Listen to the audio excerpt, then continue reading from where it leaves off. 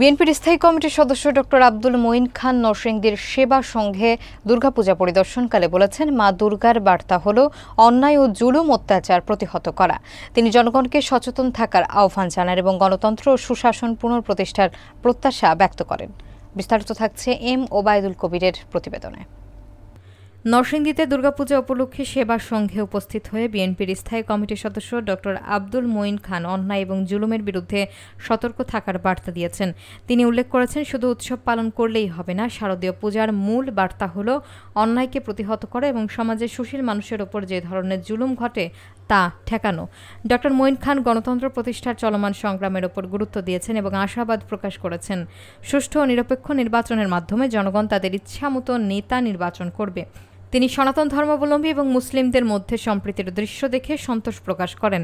পরিদর্শনের সময় জেলা যুবদলের নেতৃবৃন্দ, স্থানীয় বিএনপি নেতা এবং পূজা উদযাপন কমিটির প্রধানরা উপস্থিত ছিলেন। পরিদর্শনের সময় জেলা যুবদলের নেতৃবৃন্দ, স্থানীয় বিএনপি নেতা এবং পূজা উদযাপন কমিটির প্রধানরা উপস্থিত ছিলেন। অনুষ্ঠান থেকে পরিষ্কার হয়েছে, সামাজিক সহমর্মিতা এবং সাম্প্রদায়িক সম্প্রীতি বজায় রাখা এখনও স্থানীয় পর্যায়ে গুরুত্বের বিষয়। বাবু সাহেবের বাড়ি যেখানে, তার সত্ত্বেও আমি বলতে চাই যে সেই ব্যাপারে পাড়া থেকে যে আধুনিক নরসিংদী শহর সৃষ্টি হয়ে চারিদিকে ছড়িয়ে পড়েছে, এখানে শুধু হিন্দু ভাইয়েরা নয়, এখানে হিন্দু বোনেরা শুধু নয়, এখানে মুসলমান ভাই বোনরা তারাও কিন্তু আপনাদের এই আনন্দের ভাগিদার। শারদীয় পূজার যে মূল বার্তা সেটা হচ্ছে কি, বছরে একটি বার মা আসেন, তিনি আসেন কিন্তু একটি বিশেষ উদ্দেশ্য। সেই উদ্দেশ্যটি কি, এই পৃথিবীতে বিগত এক বছরে যে জঞ্জাল সৃষ্টি হয়েছে, যে পাপ সৃষ্টি হয়েছে, যে অন্যায় সৃষ্টি হয়েছে, তাকে দূর করে দেবার জন্য মা পদার্পণ করেন। আমাদের মনে রাখতে হবে যে অন্যায়কে কোনোদিন প্রশ্রয় দেওয়া হবে না। সেই বার্তা দেবার জন্য কিন্তু প্রতি বছর শারদীয় পূজার আবির্ভাব।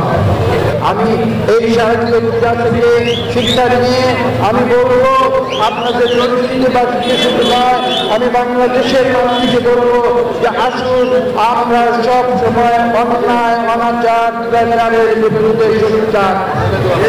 কেননা এগুলো বারবার ফিরে ফিরে এসে আমাদের সমাজে যারা সুশীল সমাজ রয়েছে, ভালো মানুষ রয়েছে, তাদের উপরে জুলুম করে থাকে। আজকে কিন্তু আমরা দেখছি এক বছরের আগে বাংলাদেশের চিত্র ছিল, আজকে এক বছর পরে বাংলাদেশের চিত্র কিন্তু না।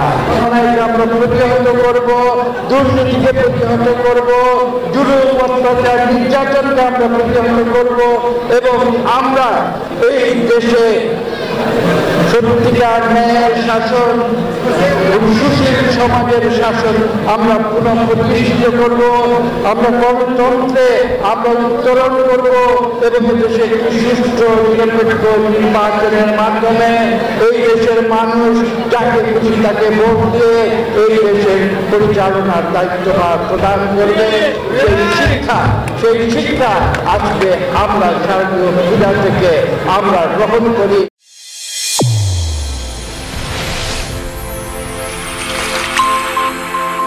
চ্যানেল A1 হৃদয় রেসপন্স।